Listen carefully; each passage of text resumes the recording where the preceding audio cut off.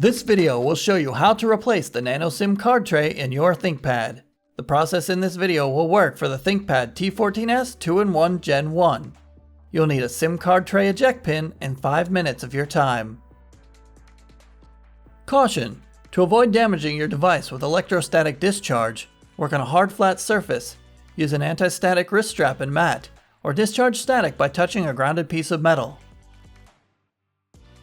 First, you must disable your built-in battery before removing any parts. Make sure to disconnect your power adapter from the computer. Press the power button. Tap the F1 key repeatedly to enter the setup menu. Select the config menu. Select the power menu option. Select the disable built-in battery menu option. Select yes in the confirmation box. The system will shut down and the battery is disabled.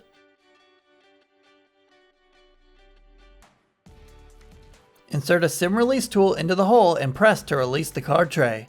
Remove the tray from the slot.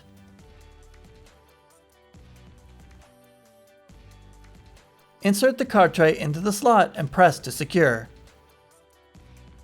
Plug in the power adapter and connect it to your computer to re-enable the built-in battery. To learn more about your device, go to pcsupport.lenovo.com.